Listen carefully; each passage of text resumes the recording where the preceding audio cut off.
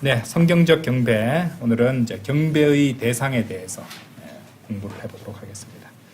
자, 그리스도인은 우리는 경배라는 단어를 굉장히 많이 사용합니다. 그죠?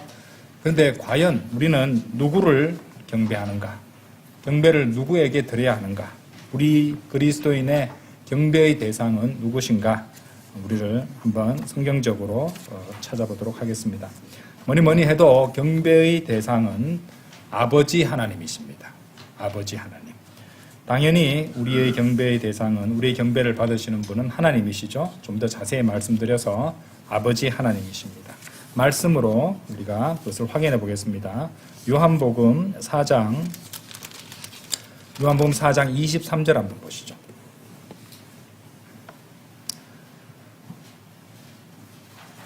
자, 경배라는 단어죠. 경배. 그죠? 그러나 참된 경배자들이, 참된 경배자라고 나오죠. 영과 진리 안에서, 우리가 이전에 쓰던 성경은 영과 진리로라고 되고, 영과 진리로라고 하도 많이 말을 해서 입에 막 붙어버린 경우도 있습니다만은 사실은 영과 진리 안에서입니다. 영과 진리로 하면은 영과 진리가 무슨 도구처럼 여겨질 수 있거든요. 그래서 영과 진리 안에서, 자, 경배의 대상이 나오죠. 아버지께 경배할 때인 그 시각이 원하니 곧 지금이라. 이는 아버지께서 자신에게 경배하는 그러한 자들을 찾으시기 때문이라 그랬습니다. 그래서 우리가 경배를 드리는 그 대상은 하나님이신데, 구체적으로 말씀드려서, 좀 더 자세히 말씀드려서 아버지 하나님이시라는 것입니다. 자, 이 요한복음 4장 대목은 이제 사마리아 여자와 여인과 예수님께서 이제 1대1로 대화를 나누시는 그 문맥에서 나오는 말씀인데요. 여기서 이제 4장 23절 말씀대로 우리 경배 대상이 아버지 하나님이시라는 것을 분명히 알 수 있습니다. 그래서 영과 진리 안에서 우리가 그분께 경배를 해야 된다라고 말씀하시는데, 사실 영과 진리 안에서 경배드리는 것이 무엇인가? 한번 구체적으로 성경 기록을 통해서 확인할 필요가 있습니다. 자, 먼저 영은요, 세 구절을 볼 텐데요. 거기 교재에도 나오지만은 먼저 로마서 14장 17절 한번 보십시오. 우리 영과 진리 안에서 경배를 드린다고 할 때 영이 의미하는 바가 무엇인가? 로마서 14장 17절입니다. 이는 하나님의 왕국은 먹는 것과 마시는 것이 아니요 다만 성령님 안에서 의와 화평과 즐거움이기 때문이라 이 말이죠. 그죠? 그래서 영 안에서라는 말은 1차적으로 여기 이 말씀에서 알 수 있듯이 성령님 안에서, 그죠? 성령님 안에서 그렇게 경배를 드려야 된다는 것을 알 수 있습니다. 자, 그럼 성령님 안에서가 의미하는 바는 또 무엇인가? 그것은 곧 로마서 8장 1절에 나오죠. 로마서 8장 1절에. 성령님 안에서 곧 8장 1절에 그러므로 이제 그리스도 예수 뭐라고 되어 있어요? 안에라고 되어 있죠. 그죠? 그리스도 예수 안에 있는 자들에게는 정죄함이 없나니 그들은 육신을 따라 살아가지 아니하고 성령을 따라 살아가느니라. 성령님 안에서는 곧 그리스도 예수 안에서, 그리고 그리스도 예수 안에서 성령님을 따라서 또 드리는 경배라는 것도 우리가 알 수 있겠습니다. 그렇죠? 그러니까 이제 기본적으로 이것만 봐도 알 수 있듯이 구원받지 않은 사람은 진정한 의미의 경배가 되지 않는 거예요. 그죠? 구원받지 않은 사람은 그 영이 죽어 있기 때문에, 그리고 성령님이 내주하시는 성전이 되지 않았기 때문에, 그것에 대해서 이제 다음 주에 자세히 공부하시겠습니다만은 굉장히 중요한 내용입니다, 사실은. 그래서 우리가 여기서도 알 수 있듯이 영 안에서 드린다 하고 말씀드릴 때 성령님 안에서, 그리고 그리스도 예수 안에서, 그렇죠? 그리스도 예수 안에 있는 자들은 정죄함이 전혀 없는데 육신을 따라 살아가지 아니하고 다만 성령을 따라 살아가느니라 라고 되어 있는데, 제가 기억하기로는 이 개역 성경에는 이 후반부가 없습니다. 그래서 이 사람들을 어떻게 가르치냐면은요, 그리스도 예수 안에 정죄함이 전혀 없으니까 특히 구원파에서 주장하는 사람들은요, 무슨 짓을 하든지 죄가 안 된다고 생각하는 거예요. 그것 때문에 지옥 안 가는 건, 죄를 지어도 지옥에는 안 가는 거는 맞습니다. 한 번 받은 구원은 영원한 구원이지만은. 근데 아무 죄나 지어도 된다는 말이 아니에요. 구원받은 그리스도인은 제가 말씀드렸어요. 구원받은 죄인에 지나지 않는다고 했잖아요. 오히려 구원받지 않은 사람보다 더 사악한 삶을 살 수가 있습니다. 구원받은 사람도. 예. 그래서 이 중요한 것은 이제 정죄함이 전혀 없나니 그 조건이 뭐냐면은 육신을 따라 살아가지 아니하고 성령을 따라 살아가면은 죄 지을 일이 없죠. 당연히. 그렇죠?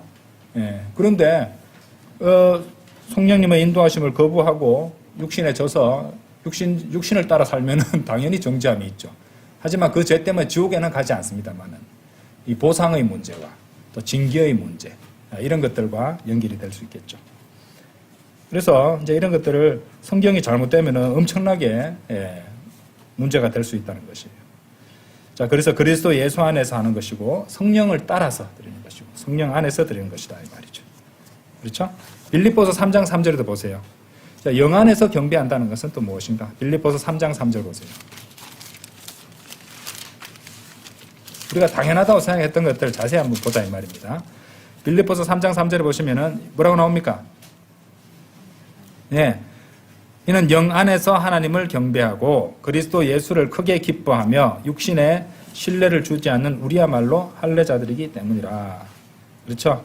여기서 이제 영 안에서 하나님을 경배하고인데 그 뒤에 보시면은 대조가 되고 대비가 되는 내용이 나오잖아요. 그 뒤에 육신에 신뢰를 두지 않는다는 거예요. 그렇죠?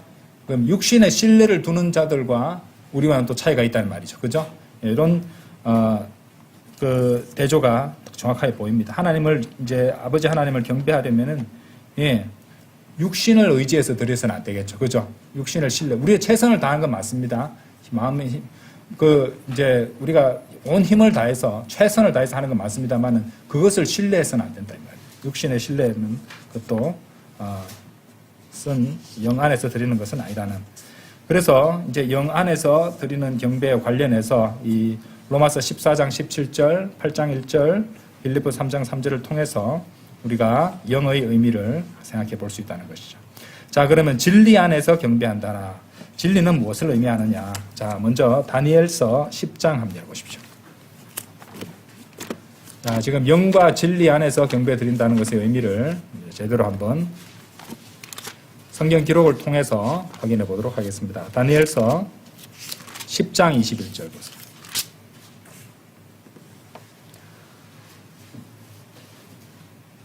그러나 내가 진리의 성경 기록 안에, 우리가 진리 안에서라고 말할 때 진리는 뭐니 해도 뭡니까? 성경 기록입니다. 하나님 말씀이죠. 그죠? 그래서 여기 그대로 나옵니다. 진리의 성경 기록 안에 적힌 것을 너에게 보여주겠노라 라고 말씀하죠. 그죠? 진리의 성경 기록. 참으로 아름다운 말씀이 아닐 수 없습니다. 진리의 성경 기록이죠. 자, 그런데 이 하나님의 말씀에 대해서 또 요한복음 6장 63절에서 말씀하시는 바도 확인해 보죠. 요한복음 6장 63절입니다. 요한복음 6장 63절. 되살아나게 하는 것은 영이라 육신은 아무것도 유익하게 하지 아니하느니라. 아까 제가 육신에 신뢰를 두지 않는다는 그 말씀하고도 좀 연결이 됩니다. 그렇죠? 되살아나게 하는 것은 영이라 육신은 아무것도 유익하게 하지 아니하느니라. 그 다음 잘 보세요. 내가 너희에게 전한 말들 그것들은 영이요 그것들은 생명이라. 그러니까 주님의 말씀은 영이고 또 생명이라고 말씀하시죠. 그죠? 생명의 말씀이라고 하잖아요. 그리고 성경 기록을 갖다 가리켜서 바울은 영적인 것들이라고 말합니다. 그렇죠? 영적인 것, 생명의 말씀, 그 다음 뭐예요? 진리의 성경 기록. 예. 그렇죠? 예. 그렇기 때문에 성경 기록이 의도적으로 변개된 성경이도 아니죠. 성서들을 사용하는 것은 참된 의미에서의 경배, 진리 안에서 경배하는 것이 성립하지 않겠죠. 그죠? 그렇죠?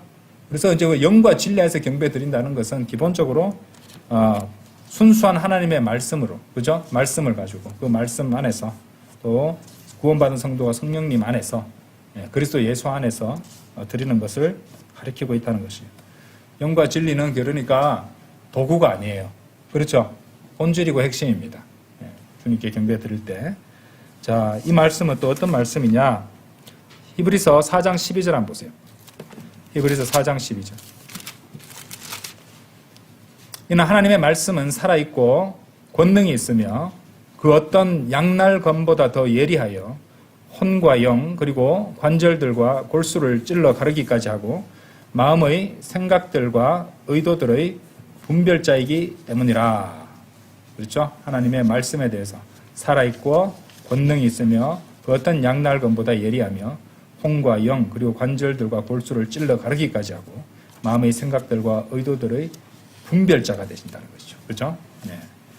그래서 이런 말씀들을 통해서 영과 진리 안에서 경배드린다는 그 의미를 우리가 가늠할 수 있다는 것이죠.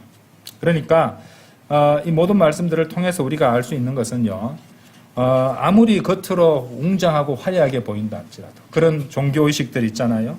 로마 가톨릭의 성사라든지 무슨 어떤 아주 화려한 사제복이라든지 그런 제기라든지 또는 무슨 주문을 외우고 묵주를 하고 양초를 켜고 어떤 분위기를 고사내고 자아내고 하는 이런 모든 것들은 핵심이 아니에요. 그죠? 그런 것들은 무슨 부가물이나 장식품밖에 특히 로마 가톨릭이 하는 것은 모조품에 불과하지 않는다는 것이죠. 모조품인 장식품에 지나지 않는다는 것이죠. 우리가 드리는 참된 경배는요. 영적인 희생제물을 드린 거예요. 영적인 희생제물. 그렇죠? 찾아볼 줄 알겠습니다만은 베드로전서 2장 5절이라든지 히브리서 13장 15절 16절 나오고 또 5절에도 우리 보셨죠. 그죠? 로마서 12장에 나오는 살아있는 희생제물을 드리는 거잖아요. 그렇죠? 살아있는 희생제물을 드리는 것. 그래서 이제 우리가 그 점을 강조하는 것입니다.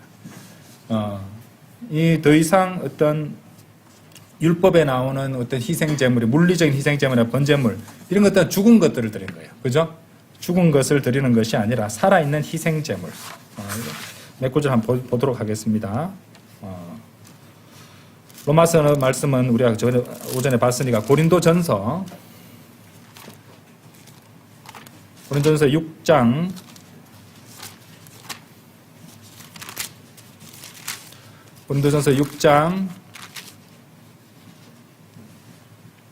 19절 20절이에요.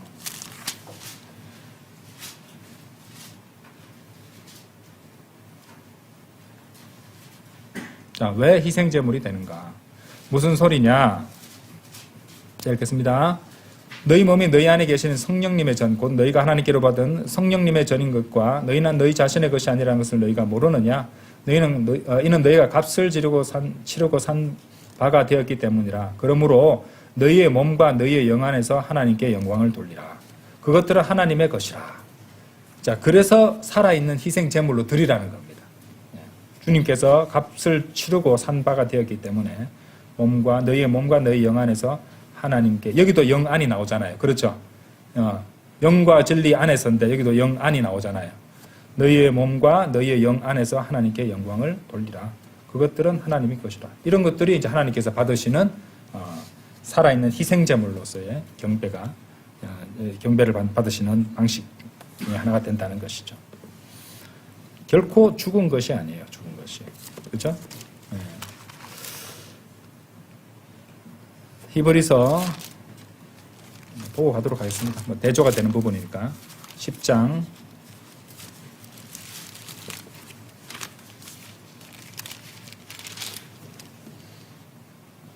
8절에서 12절인데 위에서 그분께서 말씀하시기를 희생제물과 제물과 번제물들과 죄로 인한 제물은 당신께서 바라지 아니하시고 그것들을 기뻐하지도 아니하시나이다. 그것은 율법에 의하여 드려지나이다 하였을 때 하고 말씀하시죠. 그죠? 이런 제물들이 아니란 말이죠. 그리고 제사장 11절입니다. 제사장마다 매일 서서 섬기며 동일한 희생제물들을 자주 바치지만 그것들은 결코 죄들을 제거할 수 없느니라. 그러나 이 사람은 죄들로 인한 하나님의 희생제물을 친히 영원토록 바치신 뒤에 하나님의 오른편에 앉으셨느니라 라고 말씀하십니다. 그렇죠? 자, 그래서 우리가 영과 진리 안에서 아버지 하나님께 경배를 드린다고 했을 때 그것은 우리가 이제 영적인 희생제물, 살아있는 희생제물을 갖다가 하나님께 바치는 것인데 그것이 무엇이냐면은 결국에는 예수 그리스도께서 항상 첫째가 되신다는 것이죠. 그렇죠? 예. 둘째도 예수 그리스도가 되셔야 됩니다. 셋째도 예수 그리스도가 되셔야 돼요. 이제 넷째부터 다른 뭐 것이 하나 우선순위에 들어갈 수 있을지 몰라도 첫째, 둘째, 셋째. 왜 셋째까지 하냐면 제가 삼위일체라서 말씀드리는 겁니다. 그렇죠? 그것까지도 다 우리 예수 그리스도께서 전적으로 우선이 되셔야 된다는 것을 우리가 의미한다는 것입니다. 자, 그렇게 우리는 아버지 하나님을 영과 진리 안에서 경배를 드린다는 것이고요.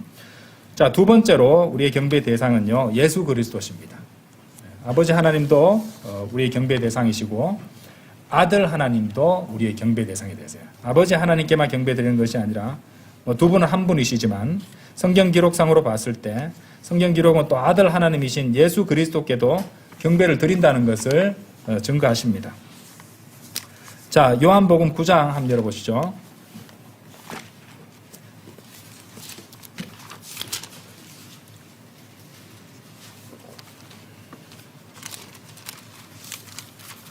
요한복음 9장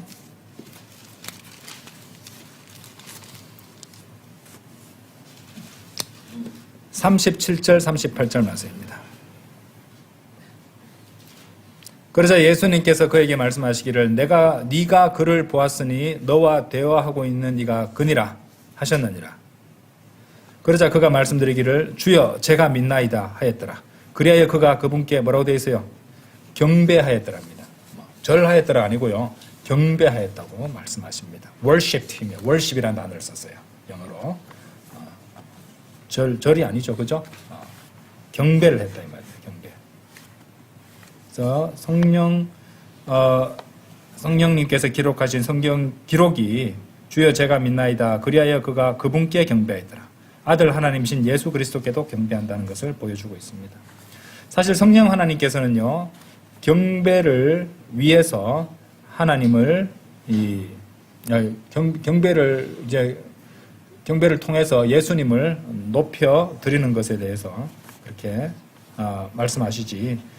사실은 아버지 하나님을 우리가 경배하고 아들 하나님을 경배하지만 성령 하나님을 경배하라는 말은 없어요. 성경에는. 그렇죠? 그 점을 우리가 생각해 봐야 됩니다.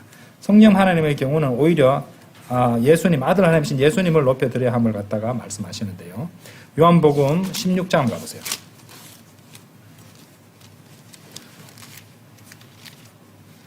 요한복음 16장 13절 보세요. 하지만 진리의 영이신 그분께서 오시면 그분께서 너희를 모든 진리 가운데로 인도하시리라. 그죠? 네. 진리 가운데로 인도하시리라. 그러니까 He will guide you into all truth라고 되어 있습니다. 그렇죠? 모든 진리 속으로, 진리 안으로, into, 그죠? 진리 안으로, 영과 진리 안에서, 그죠? 이 말씀도 좀 연결이 되죠? 그래서 성령님께서 그렇게 인도해 주십니다. 그래서 성령님 안에서 그렇게 들어야 되는 것이고, 또 진리 안에서, 진리 안으로 또 인도해 주신다는 말이에요. 그래서 단순히 표준 킹제임스 성경을 쓴다고 해서 그 성경을 가지고 킹제임스 성경을 쓴다고 해서 그 성경을 가지고 경배 드린다고 해서 그게 진짜 경배가 되느냐? 아니죠. 구원 받아야죠. 그래서 성령님 안에서 성령님의 인도로 그렇게 해야죠. 구원 안 받는 사람이 킹제임스 성경 들고 경배에 참여했다고 그 경배가 되는가? 성경적인 경배는 아니란 말이에요. 아시겠죠? 그죠? 왜냐하면은 여기 진리의 영이신 그분께서 오시면 그분께서 너희를 모든 진리 가운데로 인도하시리라. 이는 그분께서 자신에 관하여 잘 보세요. 자신에 관하여 말씀하지 아니하실 것이기 때문이요. 다만 무엇이든지 그분께서 들으실 것을 친히 말씀하시리라. 그리고 그분께서는 다가올 것들을 너희에게 보이시리라. 14절 보세요. 그분께서 뭐라고 돼요? 자신을 영화롭게 하신다고 했어요. 나가 누굽니까? 아들 하나님이신 예수 그리스도십니다. 그죠? 나를 영화롭게 하시리라. 이는 그분께서 내 것으로부터 받으실 것이요 그것을 너희에게 보이실 것이기 때문이라 이렇게 말씀하신다는 것이죠. 그래서 성령 하나님께서는 자신이 아니라 예수님을 영화롭게 하신다는 것이죠. 그렇죠? 예. 자, 그런데 이제 성령 하나님, 성령님을 갖다가 말씀할 때 제가 드리지 않을 수 없는 그런 말씀이 있는데 바로 은사주의자들에 대한 것이에요. 이 은사주의자들은 항상 무엇을 강조합니까? 성령만을 강조하고 항상 성령만을 얘기해요. 성령님도 잘 압니다. 성령 그럽니다. 무슨 도구를 말하듯이. 예. 그죠? 은사주의자들은 정말로 이제 막 지겹게도 성령의 불, 성령하고 막 얘기를 한단 말이죠. 근데 가장 중요한 것은 물론 삼위일체지만은 당연한 그것이지만은 이 성경 기록상에 봤을 때는 성령님께서는 뭐라고 하십니까? 거기 그러니까 자신에 관해서 말씀하시는 것이 아니라 자신에 관하여 말씀하지 아니하실 것이기 때문이요. 그렇게 말씀하십니다. 성경 기록은 분명히 말씀하신다는 것이죠. 그래서 성령님은 자신에 대해서 말씀하시는 것이 아니라 어떻게 해요? 예수님, 아들 하나님을 영화롭게 하신다는 것이 요한복음 16장 13절 14절의 말씀입니다. 그래서 그들이 드리는 경배라는 것은 사실은 그릇된 경배라는 것이죠. 예, 그렇게 이제 하는 경배는 경배가 아니고 경배도 아닙니다. 예, 경배도 아니에요. 무슨 성령님을 받는 게 아니고 그거는 잘못된 영을 받는 것이고 구원받은 것이 아니니까요. 예, 오히려 그런 무슨 체험이라든지 신비라든지 어떤 육신적인 느낌이라든지 감정이라든지 고조되는 감정이라든지 이런 것들을 가지고 하는 것이기 때문에 그것은 경배라고 할 수가 없습니다. 그런 것은 경배라고 할 수 없어요.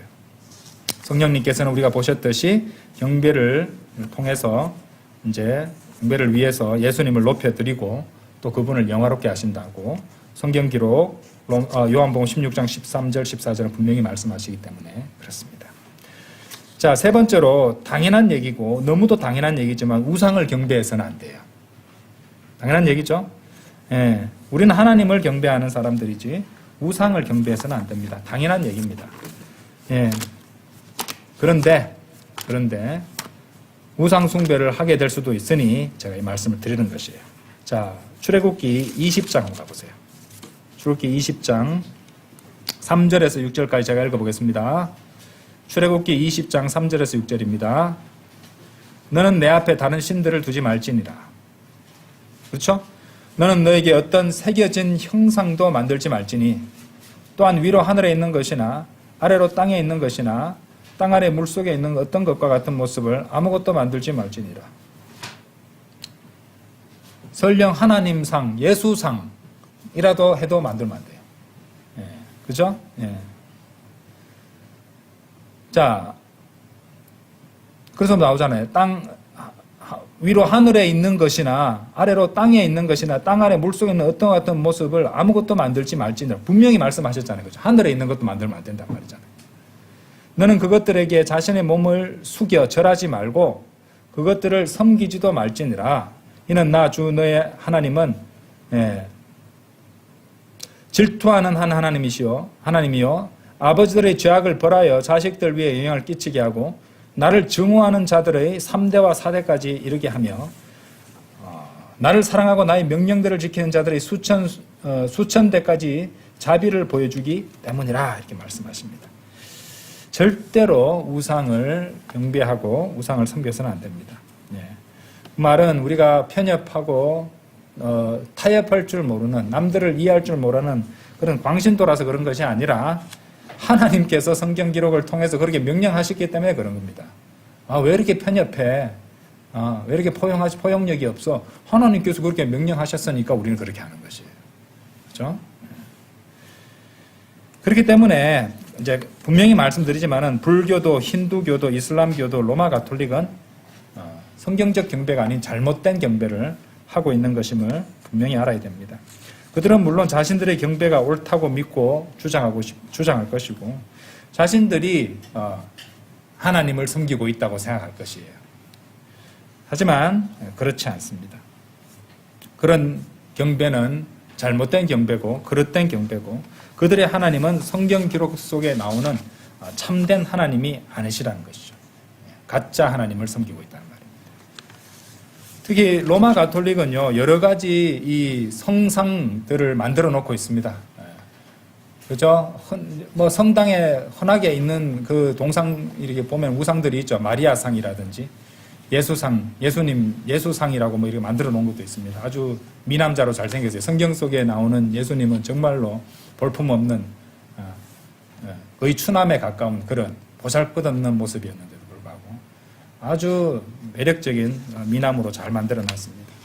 예수님이 아니죠. 또 고맙게도 추나무로 병상을 만들었으면 예수님 그래도 좀 많이 반영했네라고 생각할 건데 전혀 비현실적으로 아주 미남자로 만들어 놔가지고 우리는 절대로 그것이 예수님이 아니라는 걸 알고는 있습니다. 예. 그렇죠? 이사야서 53장 보면요, 정말로 보잘것없고 볼품없는 분이라는 걸 우리가 알 수 있거든요. 그래서 어쨌든 우리가 바이블 빌리버들이 로마 가톨릭의 그러한 행태에 대해서 비판을 하게 되면은요, 그들은 이제 하는 말이 우리는 우상을 숭배하는 것이 아니다. 하나님께는 흠숭을 드리고 성모 마리아와 성인께는 공경을 드린다. 라고 아주 이렇게 차분하게 말해요. 하나님은 흠숭하고 성모 마리아와 성인들은 공경을 드린다라고 말하는데, 그러면서 그들은 뭘 만드냐면 성모상도 만들고요, 요셉 성인상도 만듭니다. 요셉, 그리고 미카엘 천사상도 만들어 놓고 있어요. 하늘에 있는 거 만들었죠, 천사상. 그죠? 예. 그러니까 온갖 성인상, 성모상, 예수님상, 예수상 이런 것들을 만들어서 그것들에 경배는 하지 않고 공경과 신심을 위해, 그리고 기도하는 데 집중하기 위한 상징물로서 그것들에 다만 몸을 굽혀 공경을 표합니다. 제가 다 찾아봤어요. 그들의 설명을. 이렇게 말하거든요. 그런데 그 사람들은 성경을 안 읽어요. 그 사람 잘못된 거 제가 말씀드릴게요. 출애굽기 20장 5절 보세요. 뭐라고 되어 있어요? 너는 그것들에게, 경배란 말도 없어요, 여기는. 그것들에게 몸을 숙여 절하지 말고라고 나오죠, 그죠?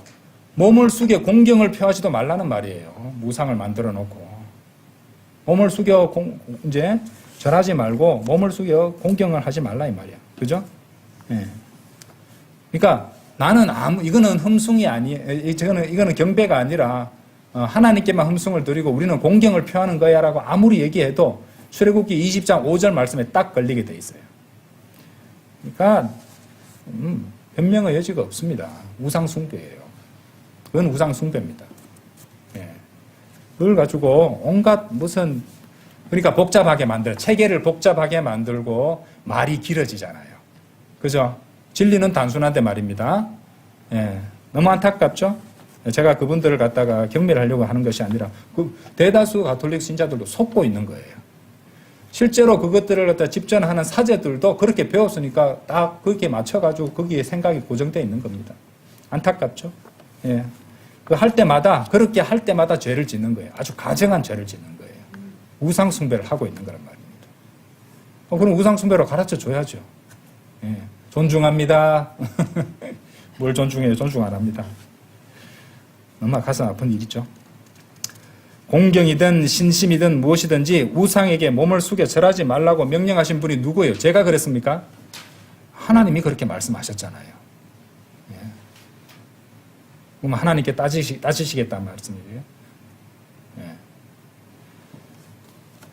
자, 하나님 말씀 앞에 이 말씀들로 결국에는 다 심판받는 겁니다. 사실은. 예? 그리스도의 심판석이고 거대한 백보자 심판이고 간에 하나님의 말씀에 맞춰가지고 심판을 하신단 말이에요.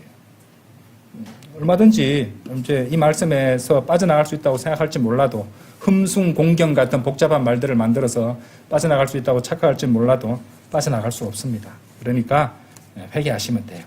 그래서 바로 잡히셔야 됩니다. 구원 받으셔야 됩니다. 자, 그리고 네 번째로요, 좀 더 은밀하고 교묘한 우상숭배가 있어요. 그래서 탐심입니다. 탐심은 우상숭배라고 성경은 말씀하십니다.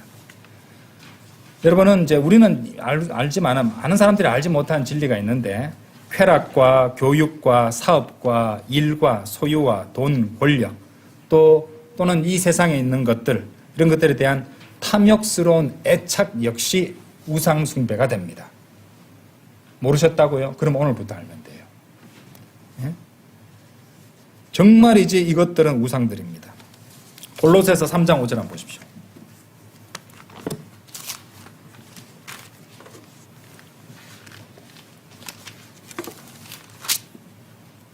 골로새서 3장 5절.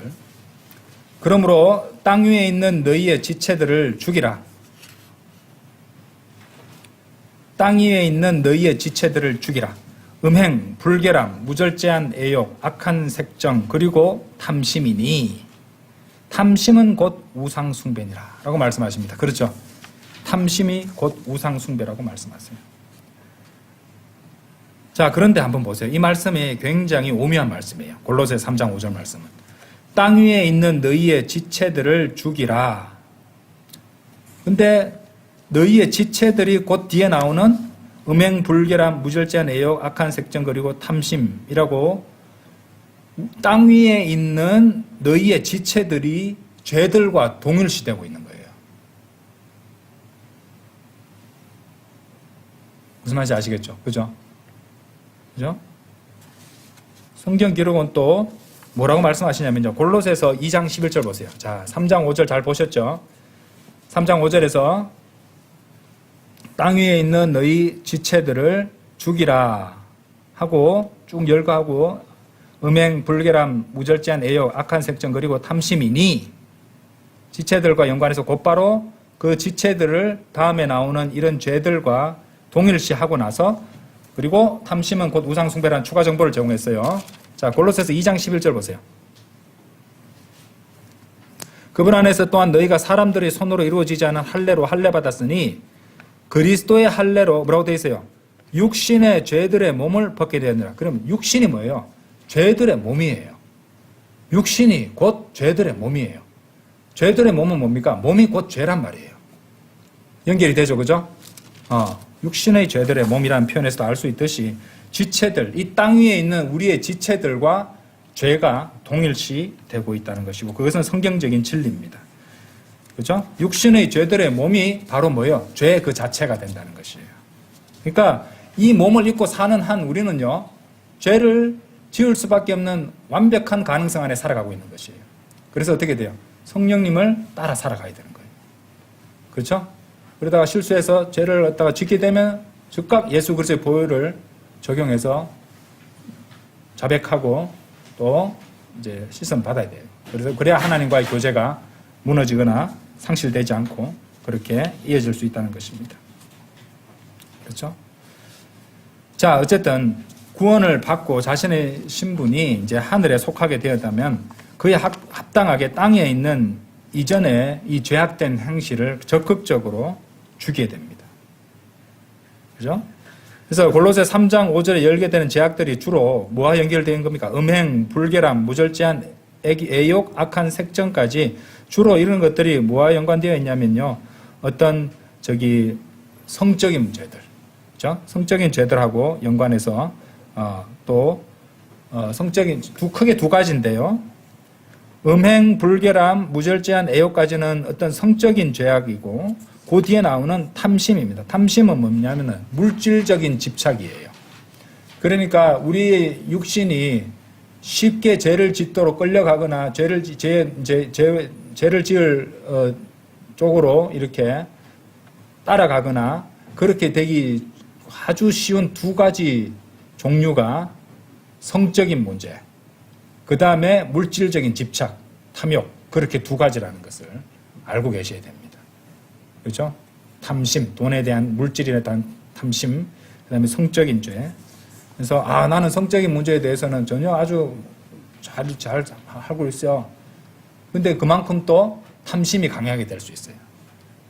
그렇죠? 그래서 우리 몸이 그렇다는 겁니다. 이 육신이, 이 땅 위에 있는 우리 지체가 그런 두 가지에 굉장히 취약하게 될 수 있다는 것을 성경 기록에 보여주시는 것이에요. 그래서 알고 계셔야 된다. 명심하고 대비를 해야 된다는 겁니다. 경각심을 지니고 있어야 된다는 것이죠.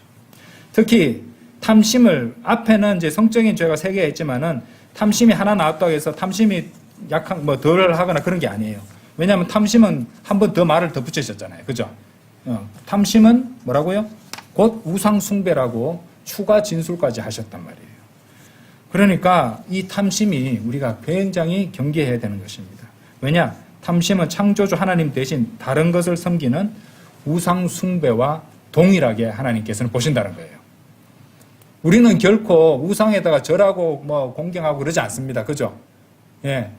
그렇게 동상 앞에서는 경배하지 않았다, 절하지 않았다, 예? 신사참배 거부했다 하고 하지만은 실제로 이 세상에 그렇게 해서 그걸 자신들의 어떤 긍지와 프라이드로 삼는 그런 교단도 있다고 들었습니다. 그런데 그렇게 훌륭한 일을 갖다가 했다고 하면서 이 세상의 것들에 탐심을 두고 살아간다면 하나님께서 그것을 뭐로 보신다고요? 참 우상 숭배로 보신다는 것이에요. 네.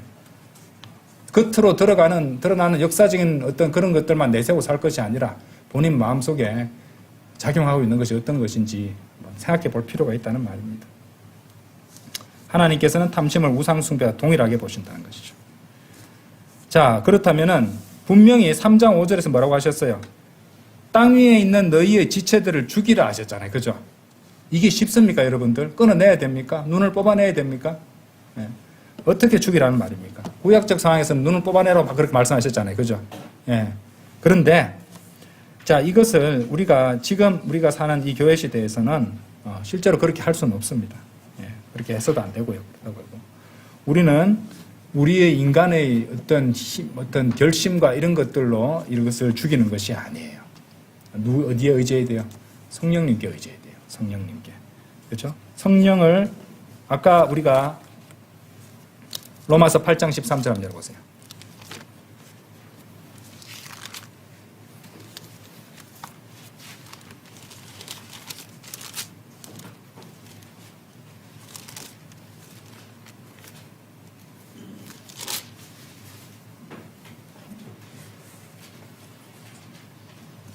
자, 먼저 아까 1절하고 비교할게요. 그러므로 이제 그리스도 예수 안에 있는 자들에게는 정죄함이 전혀 없나니 그들은 육신을 따라 살아가지 아니하고 다만 성령을 따라 살아가느니라 라고 하셨죠. 그죠?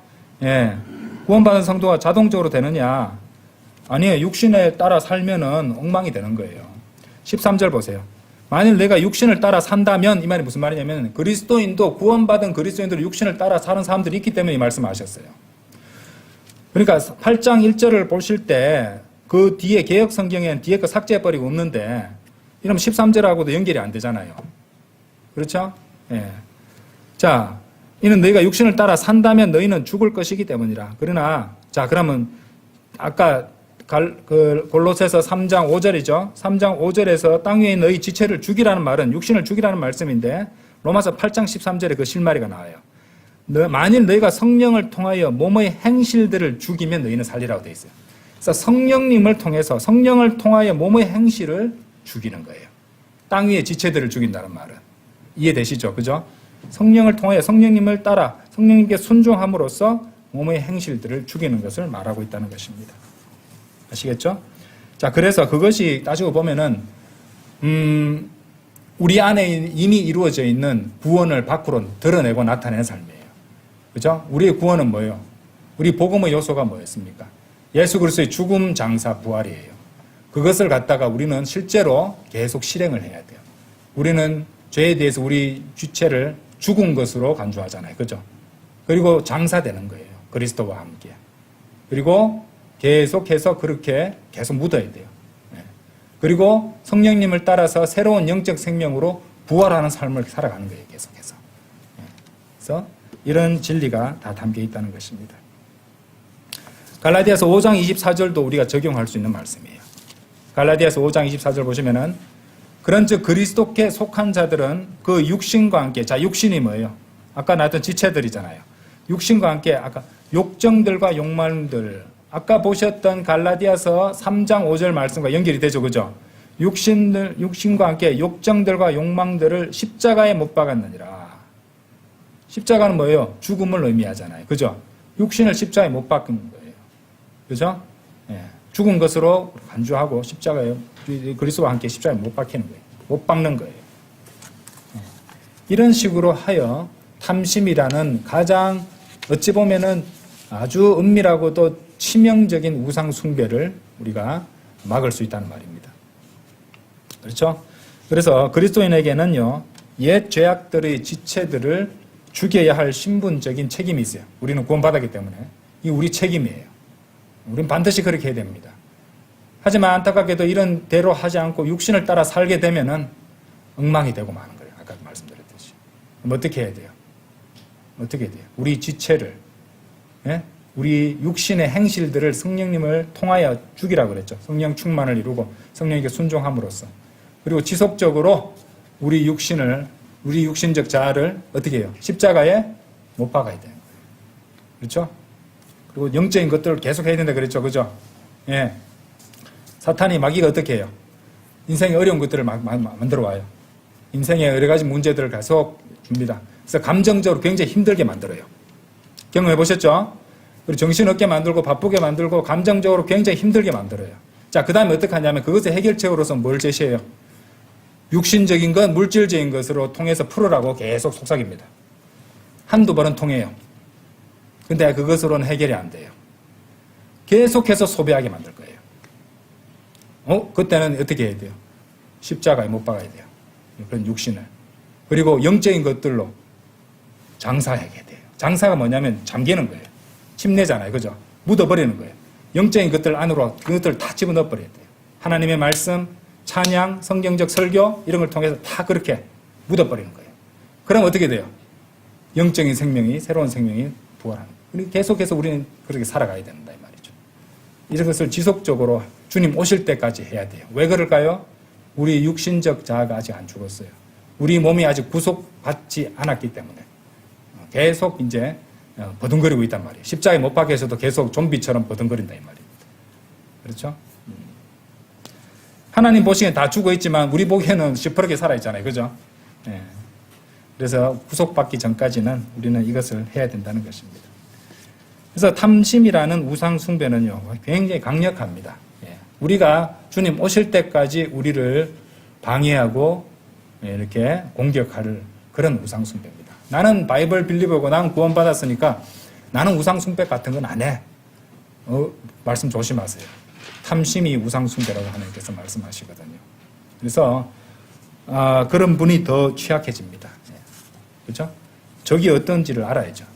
적이 어떤 전략을 해서 공격해 올 것도 알아야 되고 자신의 상태가 어떤지도 정확하게 파악을 해야 된다는 것입니다.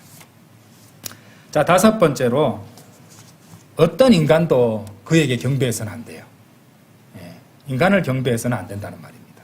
당연한 얘기죠. 그죠? 인간을 경배하고 인간을 숭배해서는 안 됩니다. 그렇죠? 근데 요즘 이렇게 뭐 우리나라에 나와 있는 뭐 어떤 사이비 종교 같은 걸 보면은 교주를 완전히 신격화시켜서 그렇죠? 그런 종교들이 있죠. 교주를 신격화합니다. 그러면 손을 가리켜서 태양을 가리키는 손가락으로 태양을 가리킨다 하면요. 태양이 하나님이라면 손가락으로 가리켜서 태양을 가리켜 보이는 그 사람 손가락을 숭배하는 것이 뭐 이런 식입니다. 비유하자면. 그게 아니죠. 그죠?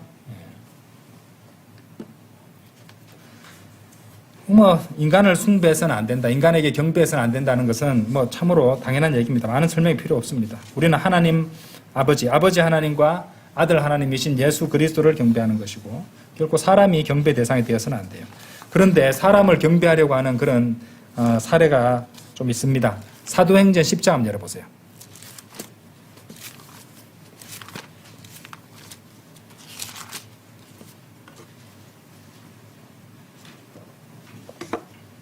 사도행전 10장 25절 보세요. 그리하여 베드로가 안으로 들어가는 동안 고넬료가 그를 맞이하였고 그의 두 발 앞에 엎드려 그에게 경배하였더라. 여기 경배란 말 나오죠. 그죠?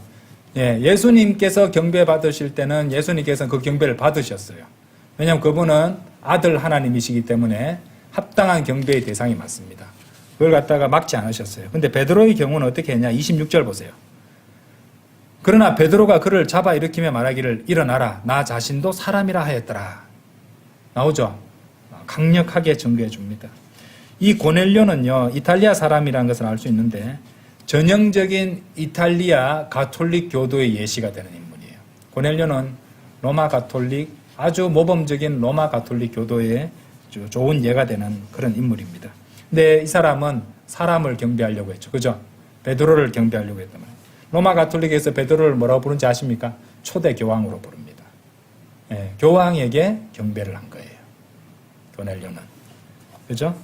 근데 교황과 베드로의 차이가 있어요. 베드로는 사람에게 경배해서는 안 된다고 그를 막았지만은 요즘 교황은 어때요?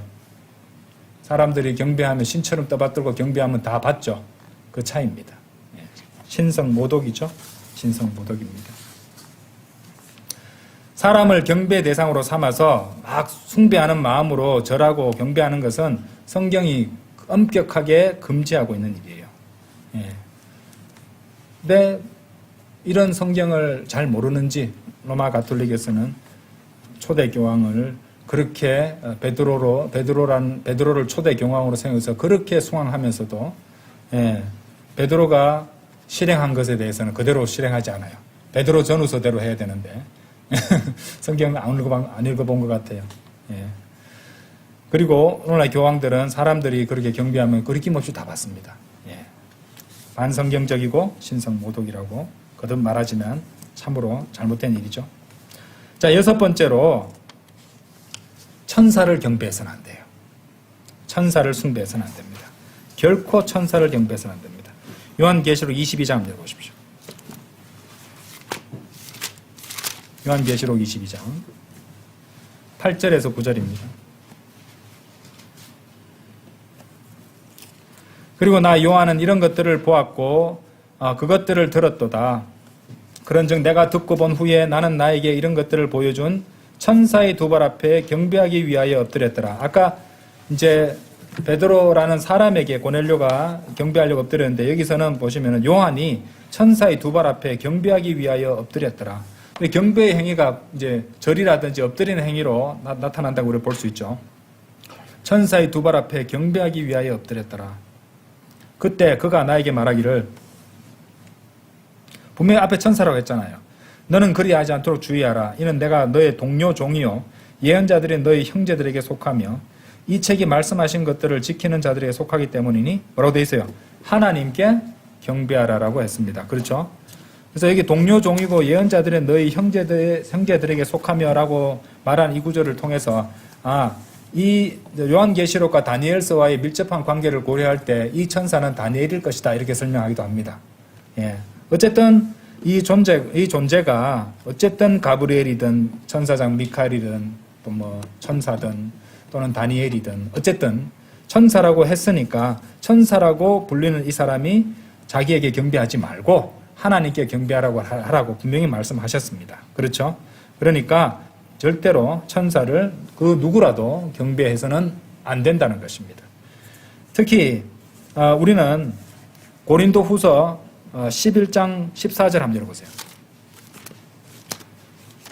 그래서 이제 은사주의자들 가운데는 천사를 만났다고 막 이렇게 간증이랍시고 하는 그런 사람들도 있는데 고린도 후서 11장 14절 보세요. 고린도 후서 11장 14절. 그런즉 놀라워할 일이 아니니 뭐라고 되어 있어요? 사탄 자신도 빛의 천사죠, 천사. 빛의 천사도 천사는 천사잖아요. 빛의 천사는 뭐라고 되어 있어요? 가장되어 있기 때문이에요. 그래서 미안하지만 그렇게 천사를 만난 사람들은 아마 사탄이나 마귀가 천사로 가장한 그런 존재를 정말로 만났다는 말입니다. 만났을 가능성이 높습니다. 성경 구절을 보면 그렇다는 것이죠. 그리고 흥미롭게도 골로새서에도 천사 숭배에 대한 말씀이 나와요. 골로새서 2장 한번 열어보세요. 2장 18절 19절. 어떤 사람도 자기적인 겸손과 천사들을 숭배함으로 너희를 기만하여 너희의 보상을 빼앗지 못하게 하라. 그는 보지도 못한 그런 것들을 강조하면서 자신의 육신적인 생각으로 헛되이 우쭐해지느니라. 여러분들 이 말씀 많이 읽어보셨죠? 그죠? 이 말씀 100% 이해되던가요? 잘 이해가 안 될 수 있습니다. 설명을 들어야 돼요. 이런 말씀은. 이게 좀 설명이 필요한 말씀이에요. 어떤 사람도 자기적인 겸손과 천사들을 숭배함으로 너희를 기만하여 너희의 보상을 빼앗지 못하게 하라. 그는 보지도 못한 그런 것들을 강요하면서 자신의 육신적인 생각으로 헛되이 우쭐해지느니라 이 말씀하신 거죠. 먼저 이 골로새서 2장을 이렇게 다 읽어보시면은 제가 이것에 대해서 이전에도 성경 공부 시간에 말씀드렸는데 성도 오적이 나와요. 성도들이 경계하는 5가지 도적들, 약탈자들이 있어요. 성도들이 예수 그리스도와 이렇게 일치하고 또 이렇게 딱 이렇게 밀착해서 살아가는 것을 방해하고 약탈하는 5가지 도적들이 있어요. 거기 골로새서 2장에 보시면 뭐가 나오냐면은 이 첫 번째 철학입니다. 철학. 그죠? 철학은 뭐 아시겠죠? 두 번째가 헛된 속임수예요. 헛된 속임수 뭔지 아십니까? 쉽게 말해서 예, 거짓 교리예요. 거짓 교리. 그 다음에 세 번째가 뭐냐면요, 이 세상 사람들의 세상의 전통, 문화 같은 것들이에요. 그리고 네 번째가 세상의 초보 원리들이에요. 사람들이 전통이나 문화나 초보 원리 같은 것들은 우리가 사는 이 세상 속을 어차피 어쩔 수 없이 살아가지만 은연중에 우리들이 압력을 가하는, 그리고 영향을 끼치는 그런 도적들이에요. 아시겠죠? 네. 그리고 이제 헛된 속임수는 이단 교리들이고요. 예. 그리고 철학, 학문 이런 것들이었죠. 그 다음에 다섯 번째가 뭐냐면 지금 나오는 이런 내용들이에요. 골로새서 지금 2장 18절하고 이제 18절에 나오는 이런 내용인데 16절부터 15절부터 쭉 이제 나오는 이런 내용인데 이런 것들이 쉽게 말해서 이제 거짓 영성들이에요. 거짓 영성. 어떤 영적인 것인데 잘못된 영적인 것들이라 이 말이에요. 그릇된 영적인 것들에 의한 영향력인데 여기서 나온 때 여기에 천사들을 숭배하는 것이 지금 언급되고 있다는 것입니다. 그래서 2장 18절을 우리가 그냥 처음에 읽었을 때 이해가 안 되는, 잘 이해 못 하신 이유가 2장 18절에서 이제 얘기하고 있는 것은 소위 말하는 영지주의라는 것이에요. 영지주의라는 것이 이제 좀 어렵게 느껴질 수 있지만은 쉽게 말해서 하나님께서는 아주 너무도 높으신 분이고 고귀하시고 거룩하신 분이시기 때문에 우리 인간이 닿을 수 없는 아주 먼 곳에 계신다. 우주의 최고 높은 곳에 계시기 때문에 우리로 굉장히 떨어져 있다. 그렇기 때문에 하나님과 우리를 연결 지을 수 있는 매개가 되는 그런 존재, 그런 초자연적인 존재에 의해서만 하나님께 나아갈 수 있다. 이런 걸 얘기하는 거예요. 그러니까 이제 뭘 숭배하게 됐어요? 그 메신저인 사자인 천사를 갖다가 숭배하도록 이끄는, 그렇게 가르친 자들이 있었다는 것이고 지금도 마찬가지입니다. 다른 형태로 그렇게 가르치는 자들이 있단 말이에요. 그래서 이런 영지주의를 말하는 것이죠. 그래서 사실 말하고 보면 로마 가톨릭도 그런 면이 있어요. 왜냐하면 성자를 통해 성자에게 부탁하면 성자가 대신 구해준다는 거잖아요. 마리아에게 대신 구해주면 마리아가 대신 구해준다는 말이죠. 하나님께. 연결이 되죠. 그 영지주의적인 성격도 있는 거예요. 거기에. 예. 그래서 그런 식으로 아주 하나님이 아주 멀리 계시니까 천사적인 존재라든지 영적인 존재들이 이제 이 인간으로 하여금 신성의 더 높은 단계로 가기 위해서 도움을 주는 중개자로 이렇게 가르친다는 것입니다. 근데 왜 지금 18절에서 뒤에 보세요. 그는 보지도 못한 그런 것들을 강조하면서 자신의 육신적인 생각으로 헛되이 우쭐해지느니라. 그리고 자기적인 겸손 이런 얘기를 했죠. 이게 뭐냐면요. 육신의 좋은 모양을 내려고 하는 금욕적인 아주 종교적이고 경건한 그런 모습을 보여주는 이런 태도들. 이런 것들과 연관이 되어 있어요. 그러니까 여기서 말하는 게 뭔지 아십니까? 금식.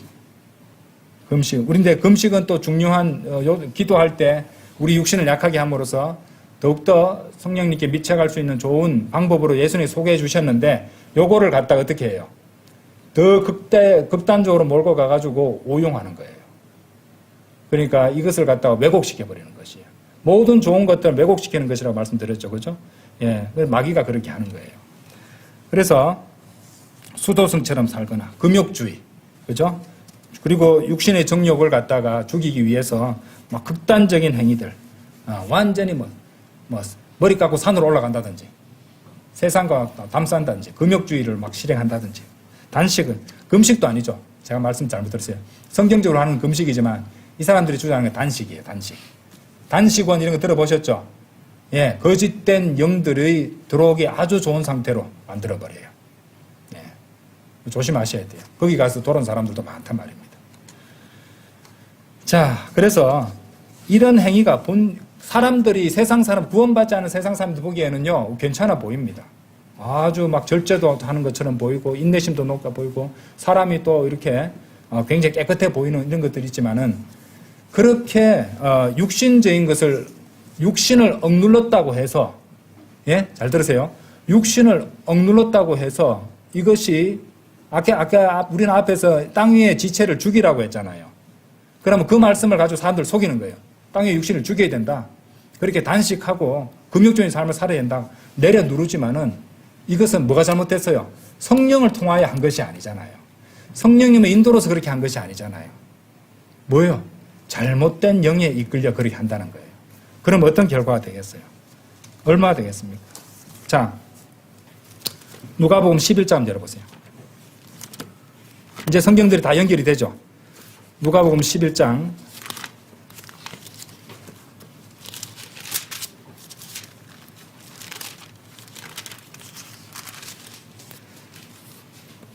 25, 26절.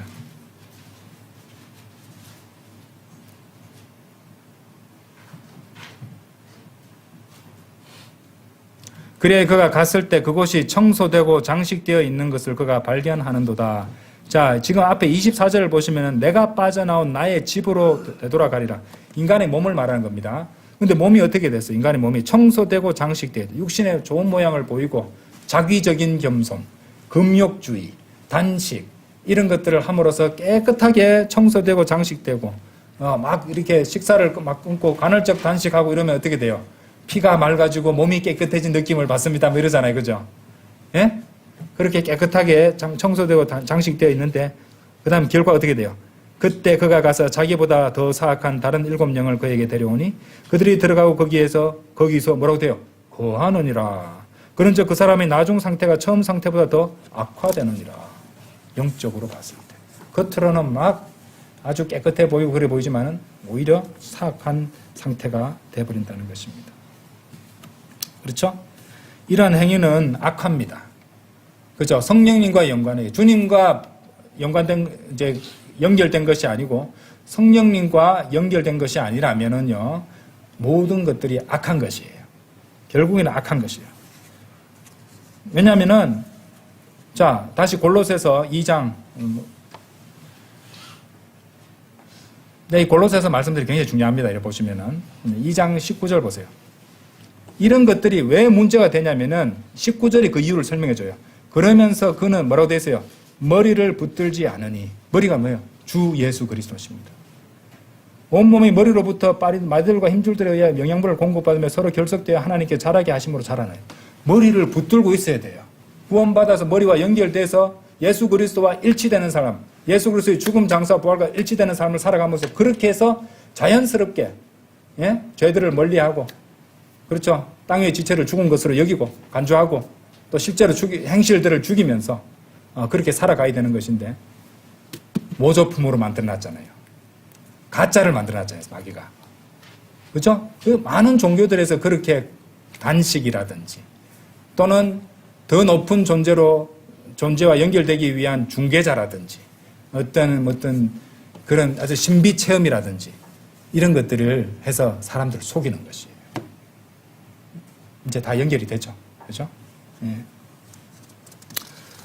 그래서 이제 특히 이제 금욕주의는요, 어디서 많이 발견되냐면은, 아까도 이제 제가 그 성인들을 섬겨서 중개자를 갖다 두고, 뭐 영적 존재를 섬기고 천사 숭배 뭐 이런 것들 말씀드렸는데, 이것도 마찬가지지만은, 이렇게 금욕주의도 역시 로마 가톨릭. 로마 가톨릭도 금욕주의 그런 거 많이 합니다. 그리고 불교도 많이 하죠. 그죠? 예. 이런 것들이 다 많이 나타나는 것이고, 고행을 통해서, 이 사람들 어떻게 돼요?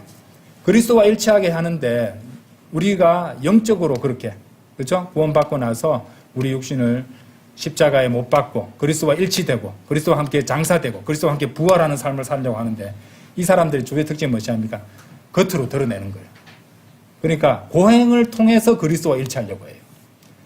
그래서 필리핀에 이런 데 가면은, 이렇게 무슨 축일 같은 데 보면은 스스로를 십자가에 못을 박고, 그리스도와 일치하기 위해서, 스스로 채찍질을 맞고, 스스로 십자가를 지고 가고, 그게 뭐 다 가짜잖아요. 예. 그건 모조품이에요, 모조품. 그걸 뒤에 누가 웃고 있어요? 마귀가 웃고 있다는 것이. 그러니까 항상 우리를 속이려고, 그러니까 그 속은 사람들이에요, 사실은. 불쌍한 사람들이에요. 자, 그리고 바이블 빌리버 역시 거짓된 영성에 얼마든지 빠질 수 있습니다. 바이블 빌리버들도요, 마귀에게 속을 수 있어요, 여러분들. 나는 괜찮아 생각하지 마십시오. 예. 어떤 것이냐? 이걸 또 이렇게 정의할 수 있어요. 자신의 육신적 생각으로 헛되이 우쭐해지느니라. 이거 우리가 빠질 수 있어요.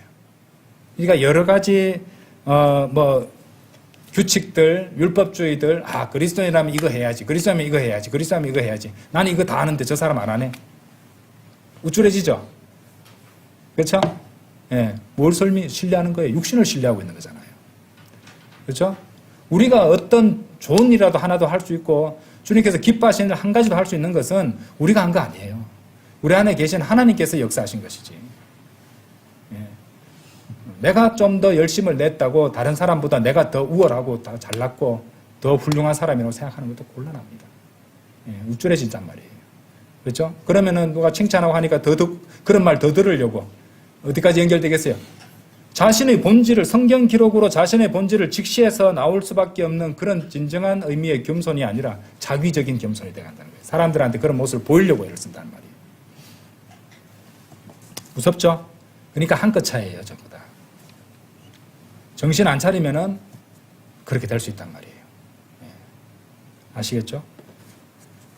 그래서 이 천사 숭배와 관련해서는 제가 말씀을 많이 드렸습니다. 많은 것들과 연결이 되어 있는 거예요. 자, 이거 설명드리면서 성도 오적을 말씀드릴 수밖에 없었어요. 제가 이름 붙였는데 성도 오적. 항상 경계해야 된다는 거예요. 뭐라고 했어요, 제가? 철학, 헛된 속임수, 그리고 사람들의 전통과 문화, 세상의 초등 원리, 그리고 거기 거짓 영성, 천사 숭배라든지 영지주의라든지 금욕주의라든지 이런 것들 통틀어서 거짓된 영성이었습니다. 자, 마지막 7번째로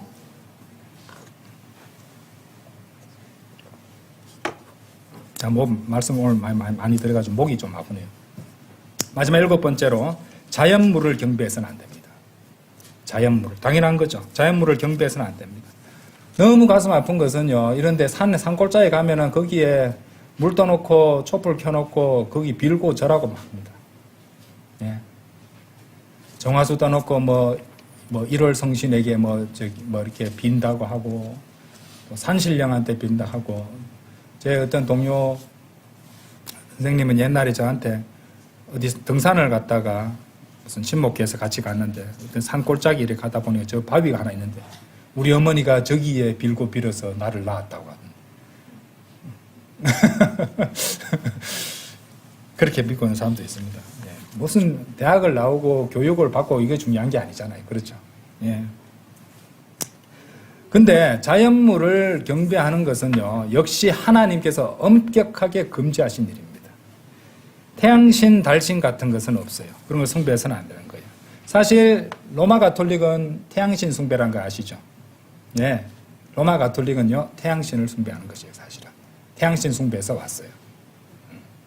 로마 종교, 그죠? 그리고 이슬람교는 달신 숭배예요. 그러니까 태양 숭배와 태양신 숭배와 달신 숭배가 대표적인 현재 그 세상에 퍼져 있는 종교들, 그렇죠, 차지하고 있죠. 로마 가톨릭과 이슬람, 알라신이 이제 달신이거든요. 문가시거든요. 그러니까 이제 그 사람들은 잘못된 신에게 경배하고 있는 것이에요. 신명기 4장 한번 보세요.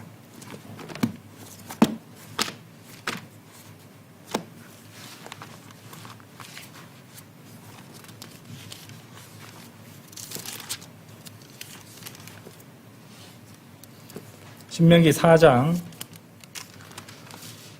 14절부터 보겠습니다. 14절부터 20절까지. 그리고 그때 주께서 나에게 명령하시어 너희에게 규례들과 공의로운 법규들을 가르치라고 하셨으니 그것을 차지하려고 너희가 건너가는 그 지역 가운데서 너희로 하여금 그것들을 실행하게 하려 하심이라. 그러므로 너희는 스스로 각별히 주의하라. 이는 주께서 너희에게 호렙에 있는 불 가운데서 말씀하신 그날에 너희가 어떤 부류의 모습도 목격하지 못하였기 때문이라. 그렇죠? 어떤 부류의 모습도 목격하지 못했다. 16절, 이는 너희가 스스로 부패하여 너희에게 이러한 것들을 만들어 두지 않게 하려 함이니, 이제 우상 숭배를 하기 쉽단 말입니다. 이 구원받지 않은 타락한 본성의 특징이 우상 숭배를 하기 쉬운 그런 몸이에요. 그렇기 때문에 경계하라 하신 것이에요. 여기 그런 것이 딱 담겨 있잖아요, 지금. 스스로 부패한다고 되어 있잖아요. 그죠? 스스로 부패하여, 그러니까 가만히 놔두면 스스로 부패해서 그렇게 하게 되어 있다는 거예요. 너희에게 이러한 것들을 만들어 두지 않게 하려 함이니, 곧 새겨진 형상도 어떤 모형의 모습도 남성이나 여성과 같은 모습도 지상에 있는 어떤 짐승과 같은 모습도 어떤 날개가 달려있고 공중을 날아다니는 날짐승과 같은 모습도 지면 위를 기어다니는 어떤 것과 같은 모습도 땅 아래 물들 속에 있는 어떤 물고기 같은 모습도 만들지 않게 하려 함이라. 이 물고기 신이 이제 다곤입니다. 다곤. 예. 그죠? 예. 자, 19절. 또 내가 하늘로 너희 두 눈을 들어 올리지 않게 하려 함이니. 잘 보세요. 네가 해와 달과 별들 곧 하늘의 모든 군대를 볼 때 그것들을 경배하고 그것들을 섬기는 데 끌려가지 않게 하려 함이라. 기본적으로 위에 있으니까. 그리고 빛이 나니까. 그렇죠? 이것들을 갖다가 경배하기 쉬워져요. 섬기는데 끌려간다고 해놨잖아요. 그죠? 그것들은 잘 보세요. 그 다음에 그것들은 주 너희 하나님께서 온 하늘 아래에 있는 모든 민족들에게 나누신 것이라. 이 놀라운 말씀들이 나와 있다 이 말이죠. 그죠?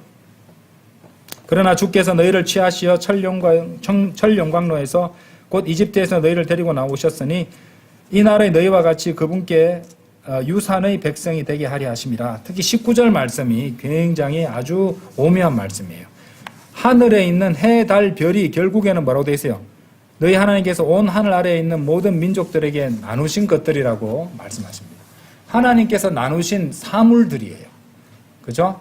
네, 사물들이고 장소들이기 때문에 이것을 이제 섬겨서는 안 된다, 경배해서는 안 된다라고 말씀하시는 것이죠. 쉽게 말해서 하나님께서 은하계와 우주 그리고 태양계를 이방인들에게 할당하셨다는 것을 말씀하시는 것이에요.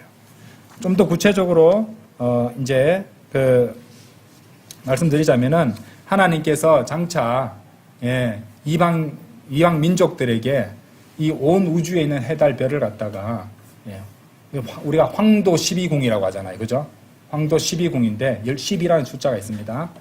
그것을 나눠서 거기에 할당하고 거기에 거하게 하심으로써 그리고 거기서 하나님을 경배하게 하려 하심이라는 것을 보여주는 말씀이에요. 천년왕국이 끝나고 우리가 배웠잖아요. 천년왕국이 끝나게 되면은 이제 추가적으로 말씀드리자면은 이렇게 12부류로 나누어진 민족들이 장차 하늘에 있는 그 황도 12궁에 퍼져서 거하게 됩니다. 이제 우리는 구원받은 성도들은 새 예루살렘이죠. 그리고 유대인은 어디예요? 지상의 예루살렘을 중심으로 하게 되죠. 그럼 민족들이 남아있죠. 민족들은 계속해서 영원시대에서 이제 늘어날 거 아닙니까? 그죠? 그렇게 되면은 그들을 다 수용하는 것이 바로 광대한 우주 공간이 된다는 거예요. 광대한 우주 공간의 중심은 지구죠. 그죠? 예. 근데 광대한 우주 공간의 황도 12궁이 된다는 것을 우리가 알 수 있다는 것입니다. 근데 이것을 갖다가 이 12부류로 나눈 이제 민족들이 거하게 될 12부류에 또 이제 12가지 별자리가 있다는, 그것에 짝이 된 별자리가 있다는 걸 우리가 알 수 있는데, 실제로 자, 요한계시록 22장 보시면은 12부류로 나눠진다는 것을 우리가 알 수 있어요. 21장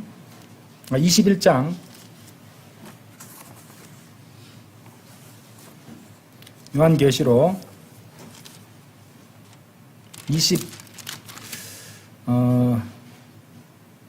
21장 24절 먼저 보겠습니다. 그리고 구원받은 자들의 민족들이 그 빛의 빛 가운데 걸어가리라. 그리고 땅의 왕들은 그들의 영광과 종기를 그곳으로 가져오느니라. 자, 구원받은 자들의 민족들이 나옵니다. 민족들. 그 다음에 22장 2절 보세요.